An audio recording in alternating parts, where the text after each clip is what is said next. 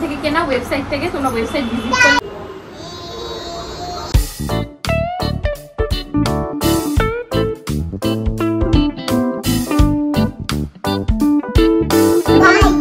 ভাই, হ্যাঁ ঠিক ভাই।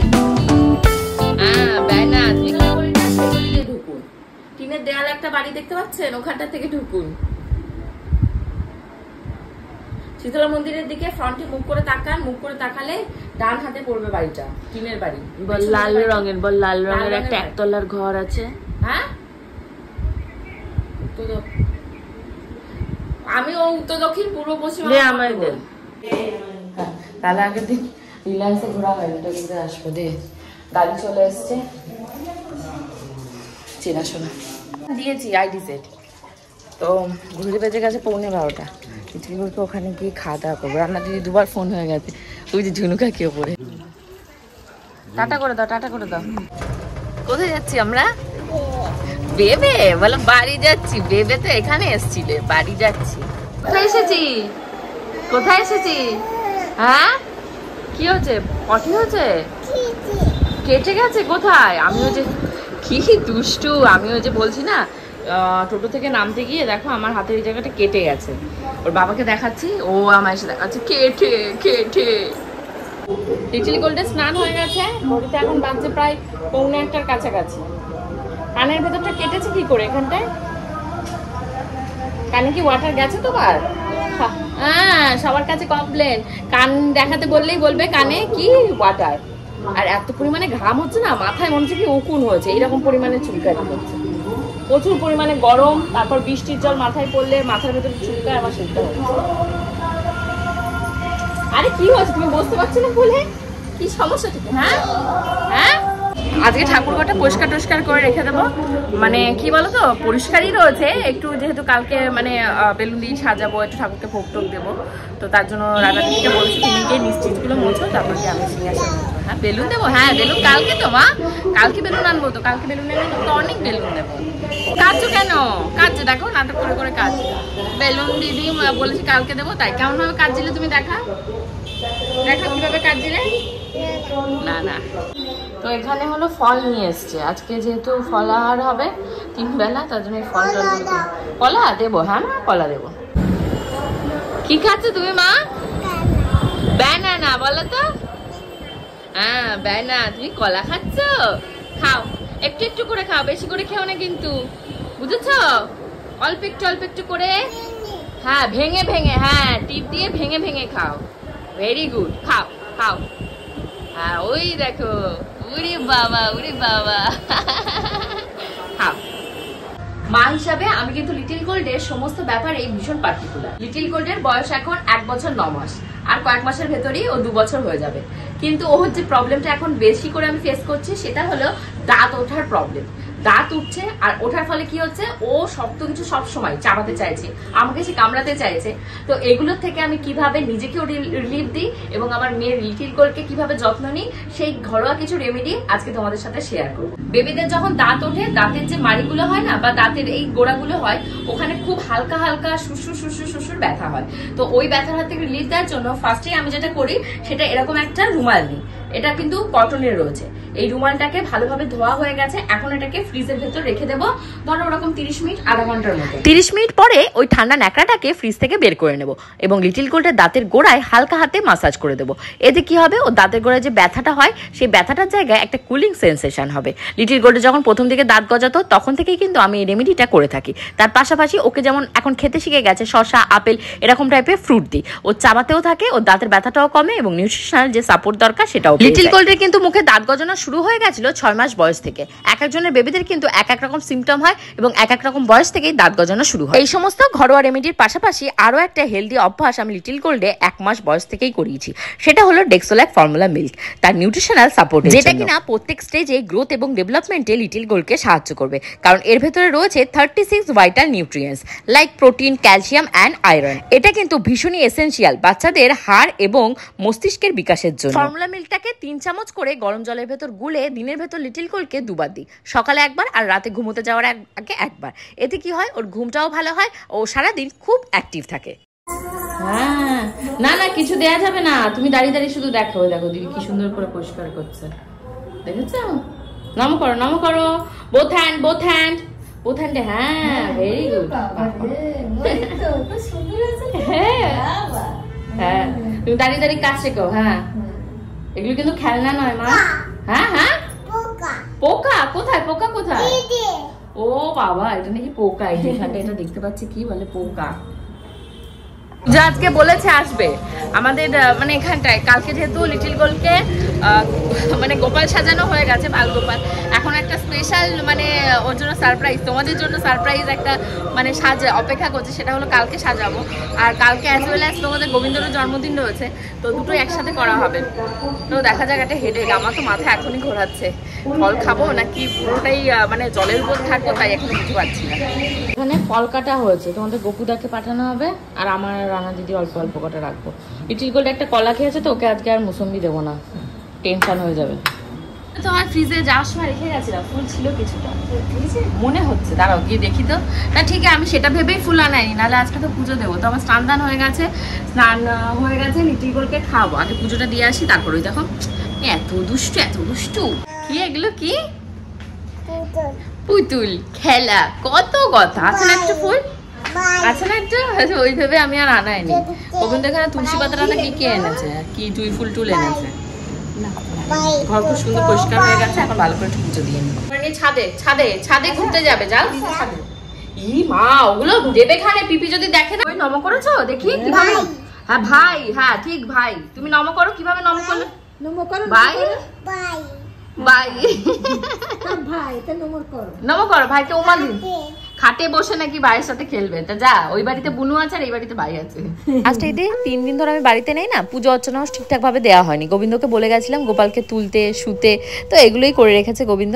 তো এসে খুব মনটা শান্তি করে পুজো টুজো দিয়ে নিচ্ছি। আর ওপাশে তোমাদের লিটিল গোলকে বলেছি দিদিকে নিয়ে একটু ছাদে ঘোরাতে, ওই বাড়িতে গিয়ে ও ছাদে যাবো করে মা বাবু সবার মাথা খারাপ করে দিয়েছে। তো আর কি করা যাবে বলো, টাইম মতন হয়নি বলে আর ছাদেও ঘোরা হয়নি। তো এসে একটু বলেছি ছাদের এই কোণা থেকে ঘুরিয়ে নিয়ে আসতে। কি তোমার বাবার নাম বাদর? এই আবার কি কথা? বাবার নাম কি? বাদার। ই বাবা, ফাদার? ফাদার নয় মা, ফাদার। হ্যাঁ, what is your father name? Gold. Gold তো তোমার নাম। What is your name? Gold. What is your father name? Gopal. Gopal. What is your name? Gold. Gold. What is your father name? বুনু। বুনু নয়, তোমার বাবার নাম কি মা? গোপাল। হ্যাঁ, তোমার নাম কি? তোমার নাম আবার ফাদার, তোমার নাম গোল্ড। গোল্ড। হ্যাঁ, আচ্ছা, এই যে এইটা এই ঘটির ভেতরে পঞ্চামৃত? না না, এই তো, এটা দুধ, দুধ, টক দই, এটা ঘি, মধু, আর এটা মিষ্টির জল। আচ্ছা,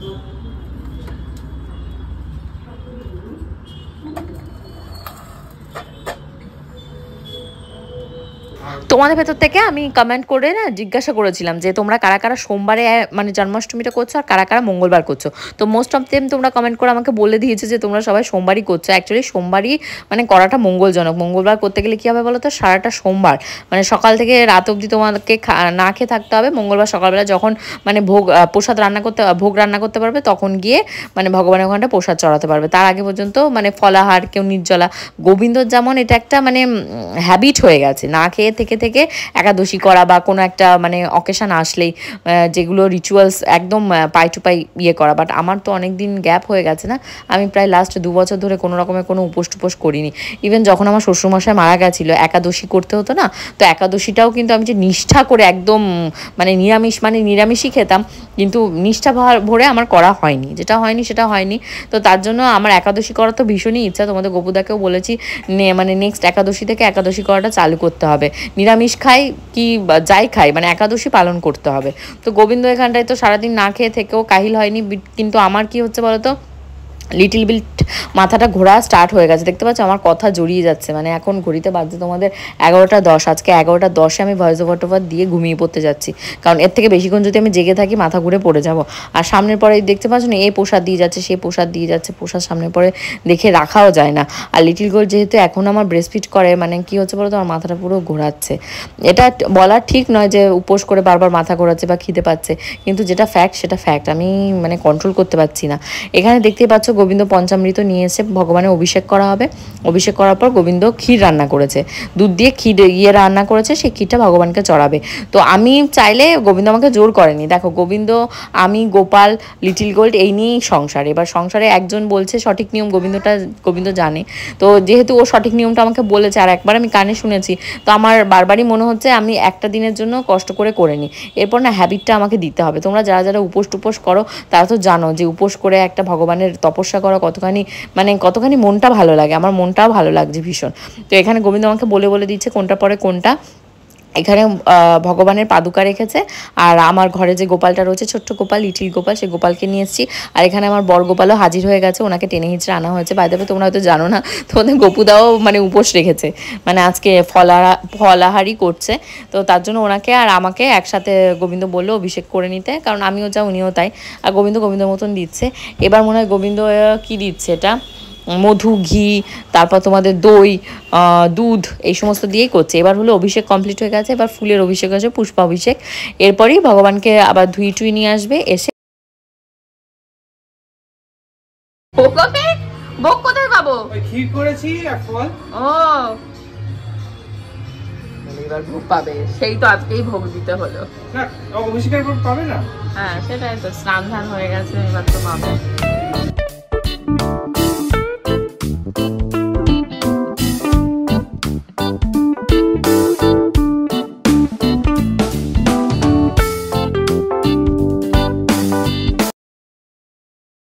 এটা হলো রাধারানীর স্পেশাল ময়ূর আয়না, মিররটা একটু দেখা। সিঙ্গার হচ্ছে রাধারানী। হ্যাঁ,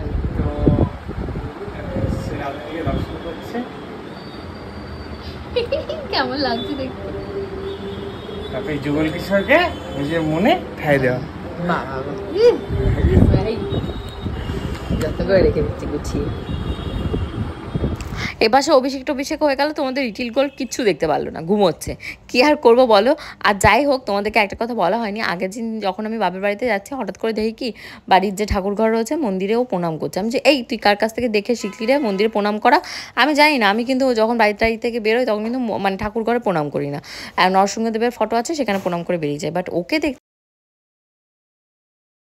কথা বলতে পারার আগে ও প্রণাম করা শিখে গেছে। মন্দিরে দাঁড়িয়ে কীভাবে প্রণাম করতে হবে, কীভাবে মানে ঘন্টা বাজাতে হবে, কীভাবে উলু দিতে হবে, শাক বাজাতে হবে, এই সমস্ত ব্যাপারে ওর খুব ইন্টারেস্ট। এখানে গোবিন্দ ভগবানকে প্রসাদের জন্য ফলও নিয়ে এসে, ড্রাগন ফ্রুট, সেই ঐতিহাসিক ড্রাগন ফ্রুট, মুসম্বি আর কী দিয়েছে। তা আমি ওকে বললাম যে তোমার দাদাও অনেক প্রসাদ মানে ফল নিয়ে এসছে, ওখান থেকে ফল দিতে পারো। তা বললো না, ওর কাছে 3 রকমের ফল আছে, এই ফল দিলেই হয়ে যাবে। তো চলো ওখানে গিয়ে দেখি লিটিল গোল্ড কি করে। চরণামৃত পেয়ে গেছি, এখন তোমাদের লিটিল গোল্ডকে খাওয়াবো। ঘড়িতে 8:30 বাজে। আর তার আগে কালকে কিভাবে সাজবো, কিভাবে করব, কালকে সোমাকে আসতে ফোন করে দিয়েছি। সোমা আসলে কি হবে, দুজন মিলে ভিডিও বানাতে পারবো। তো পূজার আজকে আসার কথা ছিল, পূজা তো ফোন করলো না। পূজা বললো পূজার কালকে শুট আছে, তো দেখা যাক কোথায় কি হয়। আর কালকে যা ড্রেস করবো, কালকে যা যা মেনু হবে, সেগুলো সব গুছিয়ে এক জায়গায় রেখে দিতে হবে।